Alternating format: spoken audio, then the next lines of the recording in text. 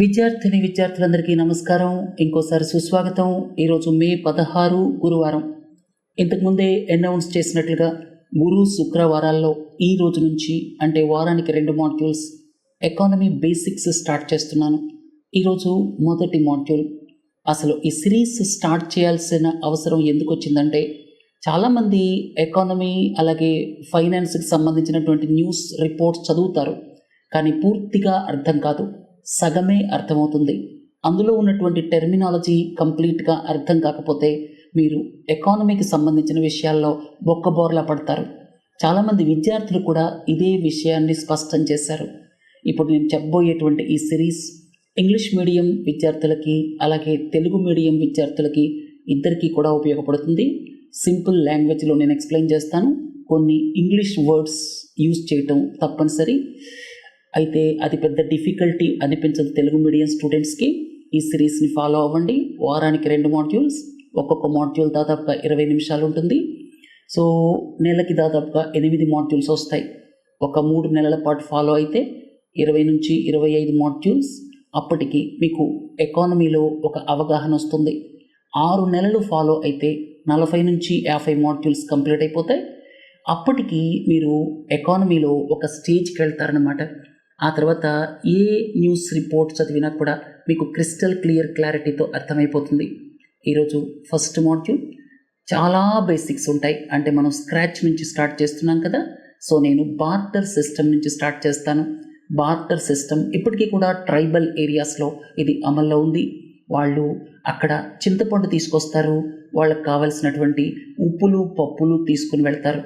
అంటే చింతపండు 1 కేజీ ఇచ్చారనుకోండి, ఉప్పు పప్పు దాని మారకం ప్రకారం తీసుకుని వెళ్తారు. అక్కడ డబ్బు ట్రాన్స్ఫర్ జరగదు.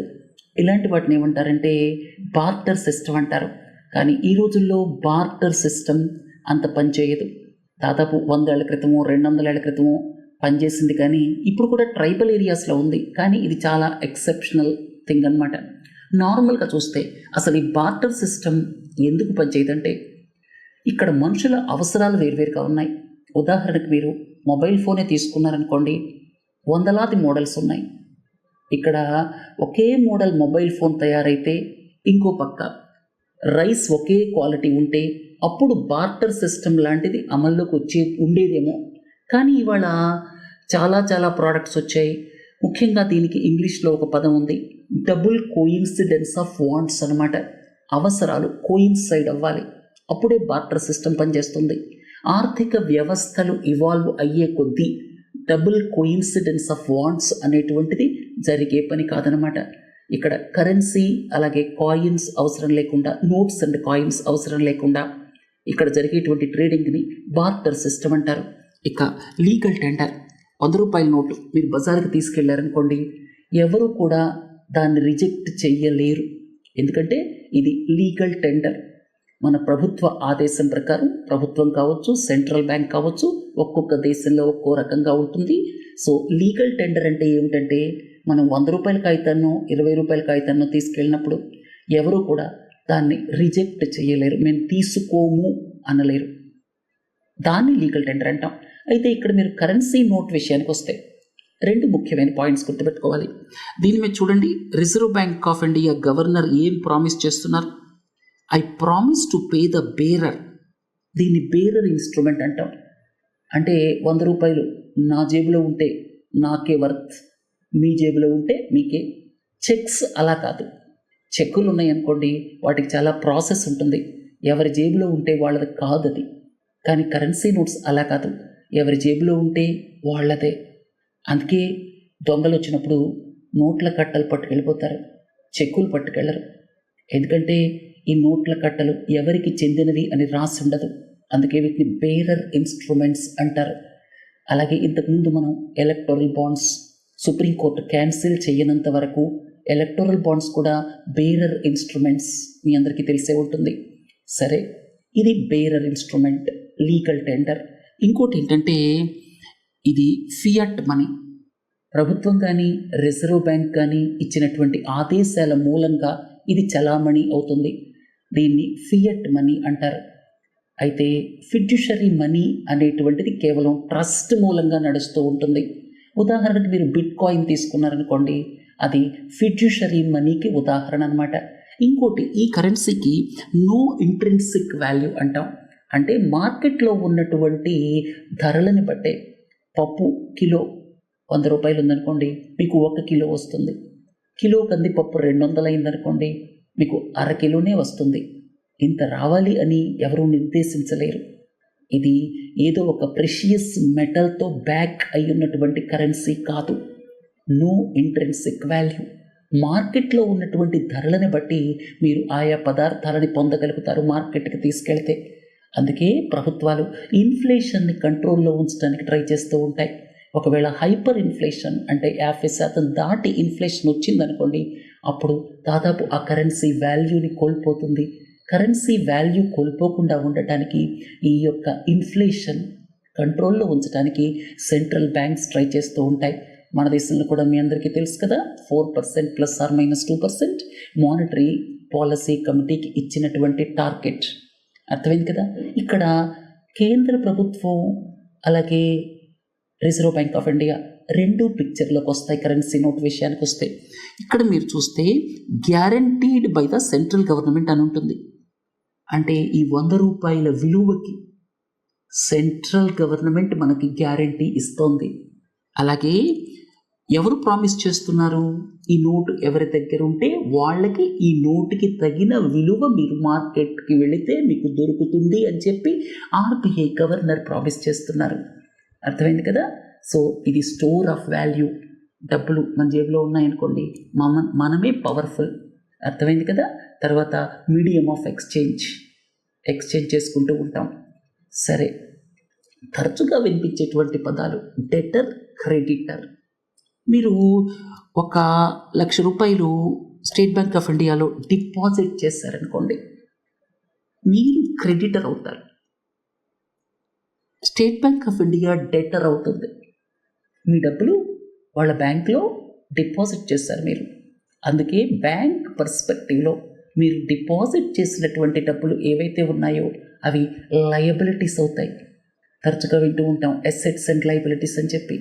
తర్వాత ఒకవేళ స్టేట్ బ్యాంక్ ఆఫ్ ఇండియా ఈయనకి లోన్ ఇచ్చిందనుకోండి 1,00,000 రూపాయలు, అప్పుడు ఈయన డెటర్ అవుతారు, state bank of India creditor అవుతుంది. అప్పుడు అది అసెట్ అనమాట స్టేట్ బ్యాంక్ ఆఫ్ ఇండియాకి. సో బ్యాంకింగ్ వ్యవస్థకి సంబంధించి మనం లయబిలిటీస్ అలాగే అసెట్స్ గురించి తరచుగా మాట్లాడుకుంటూ ఉంటాం. ఎవరైనా సరే బ్యాంకులో వెళ్ళి డిపాజిట్ చేస్తే ఆ డిపాజిట్ ఎవరు చేస్తారో వాళ్ళు మహారాజు, క్రెడిటర్. బ్యాంక్ మనం 1,00,000 రూపాయలు డిపాజిట్ చేస్తే బ్యాంక్ సైలెంట్గా కూర్చుందనుకోండి, అట్లా చాలా ఇబ్బంది బ్యాంకుకి. ఆ 1,00,000 రూపాయలని ఎవరికి లోన్ ఇవ్వాలి, ఎంత వడ్డీకి ఇవ్వాలి, ఏం చేస్తే నాకు ఎక్కువ లాభం వస్తుంది, ఎందుకంటే వాళ్ళు డిపాజిటర్స్కి ఇంట్రెస్ట్ పే చేయాలి కదా. అందుకే ఆ డిపాజిట్స్ని లయబిలిటీస్ అంటాం అనమాట బ్యాంకింగ్ పర్స్పెక్టివ్లో. ఒకవేళ బ్యాంక్ లోన్ ఇస్తే వాటిని అసెట్ అంటాం. ఇక్కడ చూడండి, ఒకవేళ ఈయన దగ్గర డబ్బులు తీసుకున్నారు, అప్పు చేశారు. వై అనే అతను ఎక్స్ దగ్గర డబ్బులు అప్పు చేశారు. అప్పుడు ఎక్స్ ఏమో క్రెడిటర్, అలాగే లెండర్ అప్పు ఇచ్చినాడు. బారోవర్ అంటే అప్పు తీసుకున్నాడు. డెటర్ అంటే ఆయనకి 1,00,000 రూపాయలు ఇవ్వాల్సి ఉంది. ఆ పర్స్పెక్టివ్లో డెటర్ అంటాం. సరే, formal sector loans, informal sector loans. Formal sector loans గురించి చెప్పే ముందు ఇన్ఫార్మల్ సెక్టర్ లోన్స్ గురించి చెప్తాను. మనీ లెండర్స్, పల్లెటూళ్ళలో 10 రూపాయలు వడ్డీ వసూలు చేస్తూ ఉంటారు.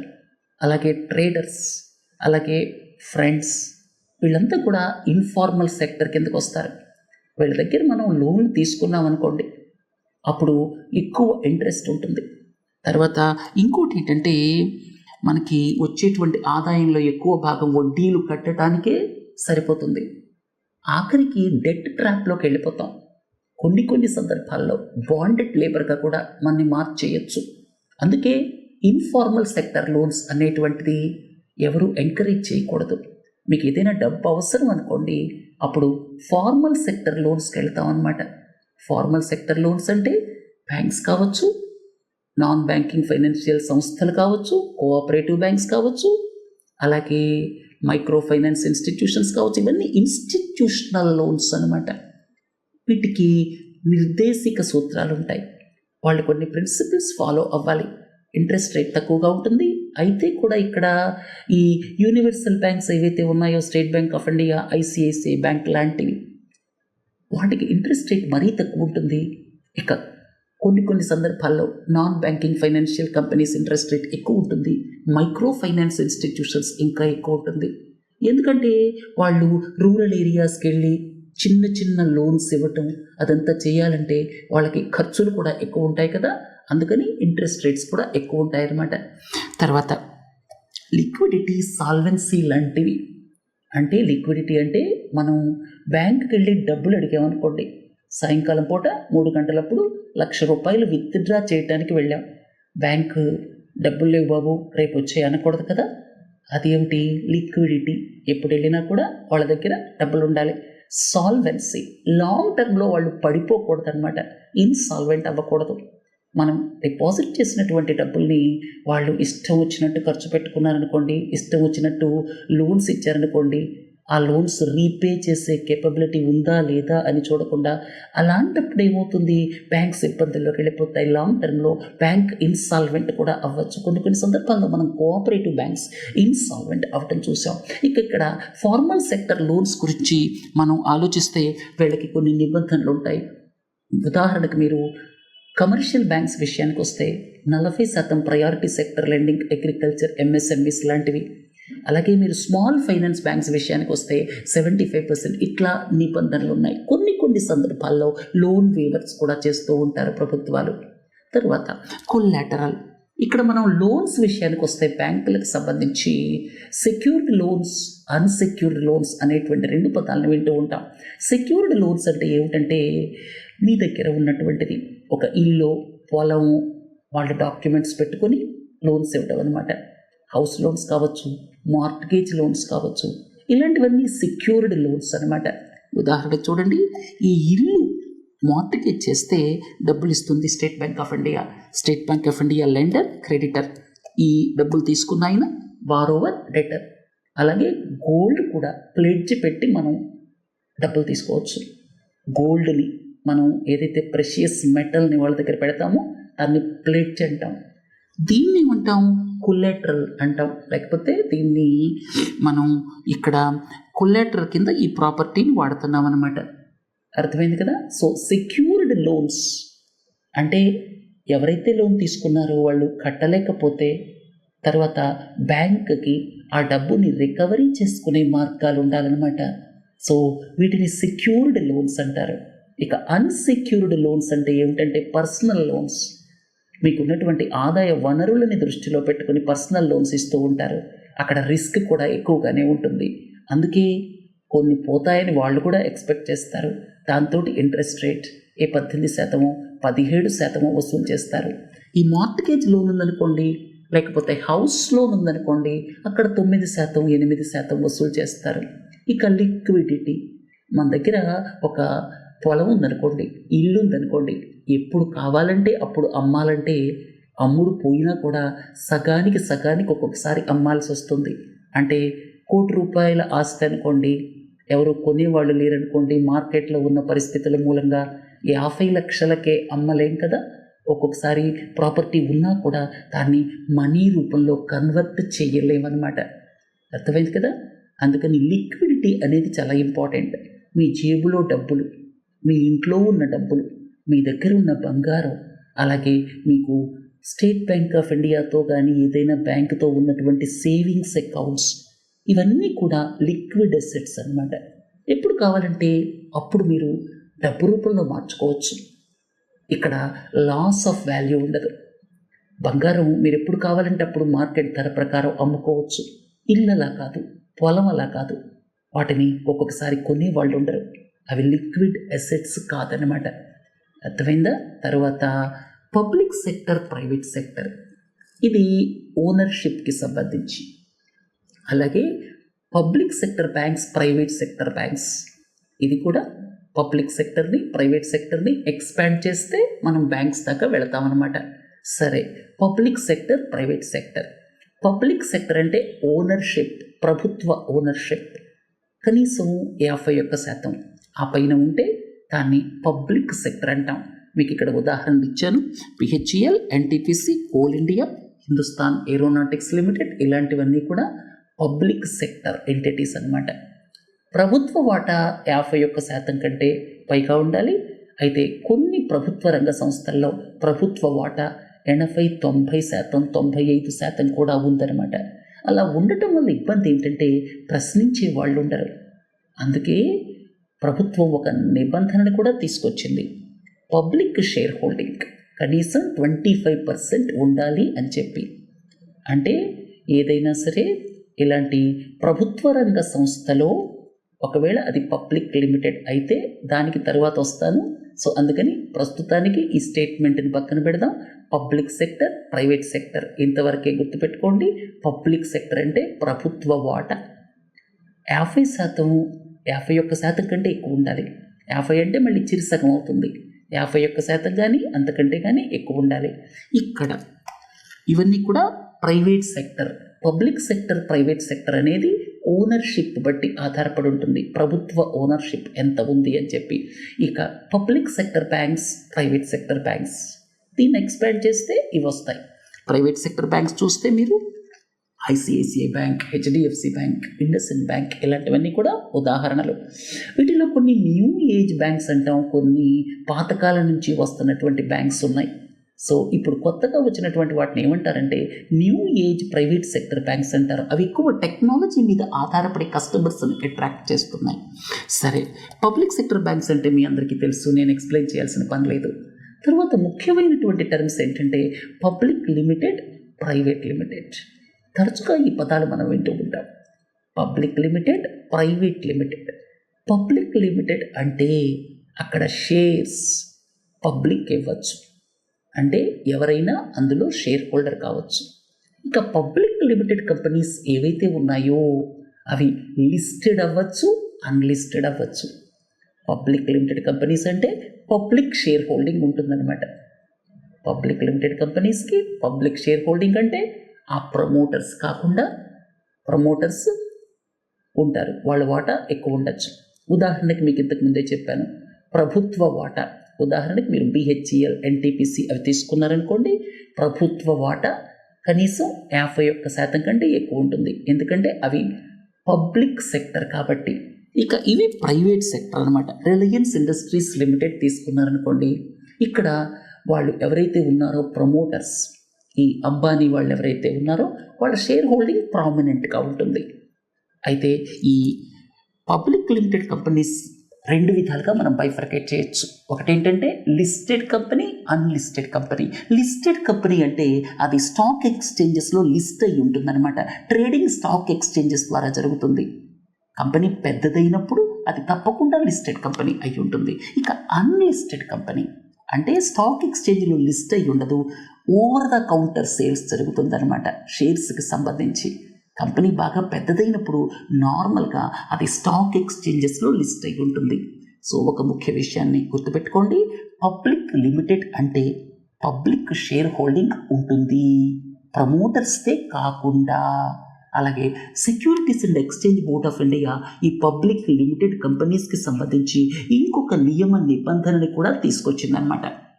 అదేంటంటే మినిమం పబ్లిక్ షేర్ హోల్డింగ్, అంటే ప్రమోటర్స్ వాటా కాకుండా మినిమం పబ్లిక్ షేర్ హోల్డింగ్, బయట వాళ్ళ వాటా, మీలాంటి వాళ్ళు, నాలాంటి వాళ్ళు, బయట ఇన్స్టిట్యూషన్స్ కావచ్చు, అంటే ప్రమోటర్స్తో సంబంధం లేకుండా బయట వాళ్ళ వాటా కనీసం 25% ఉండాలన్నమాట. దాన్ని ఏమంటారంటే పబ్లిక్ షేర్ హోల్డింగ్ అంటారనమాట. సో పబ్లిక్ లిమిటెడ్ కంపెనీస్లో మినిమం 25% పబ్లిక్ షేర్ హోల్డింగ్ ఉండాలి. ఎందుకంటే మొత్తం 100% ప్రమోటర్స్దే ఉందనుకోండి, అప్పుడు ఏమవుతుంది చెప్పండి, వాళ్ళు ఆర్టిఫిషియల్గా షేర్ ప్రైస్ని జాకప్ చేస్తారు. అక్కడ ట్రాన్స్పరెన్సీ ఉంటుందో లేదో తెలియదు. అందుకని 75% మించకూడదు. ప్రమోటర్స్కి సంబంధించి 25% పబ్లిక్ షేర్ హోల్డింగ్ ఉండాలి. Public limited companies listed or unlisted. ఇక ప్రైవేట్ లిమిటెడ్ కంపెనీస్ చూడండి, ఇక్కడ Bharatiya reserve bank note Mudran private limited అని ఉంటుంది. అంటే అది పబ్లిక్ లిమిటెడ్ కాదు, పబ్లిక్ షేర్ హోల్డింగ్ అందులో లేదు. దాంట్లో షేర్ హోల్డింగ్ ప్రభుత్వ సంస్థలదే ఉంటుంది మొత్తం, అది పబ్లిక్గా ట్రేడ్ అవ్వదు. అలాగే బైజూస్ కూడా ప్రైవేట్ లిమిటెడ్ కంపెనీ, దానికి పబ్లిక్గా షేర్స్ ట్రేడ్ అవ్వటం అదంతా లేదనమాట. ఇట్లాంటివి ప్రైవేట్ లిమిటెడ్ కంపెనీస్, స్టార్టప్స్ ఉన్నాయనుకోండి, అవి నార్మల్గా ప్రైవేట్ లిమిటెడ్ కంపెనీస్గా స్టార్ట్ అవుతాయి. ఆ తర్వాత ఒక స్టేజ్ వచ్చిన తర్వాత అవి పబ్లిక్ లిమిటెడ్ కంపెనీస్ అవుతాయి. ఉదాహరణకి పేటీఎం పబ్లిక్ ఇష్యూకి వెళ్ళి పబ్లిక్ లిమిటెడ్ కంపెనీగా మారింది. అంతకుముందు అది ప్రైవేట్ లిమిటెడ్ కంపెనీ అనమాట. అర్థమైంది కదా. సో ఈ public limited companies, private limited companies ఇవన్నీ కూడా ఆర్గనైజ్డ్ సెక్టర్గా మనం కన్సిడర్ చేస్తాం. Public limited companies, private limited companies, వీటిని ఆర్గనైజ్డ్ సెక్టర్గా మనం కన్సిడర్ చేస్తాం.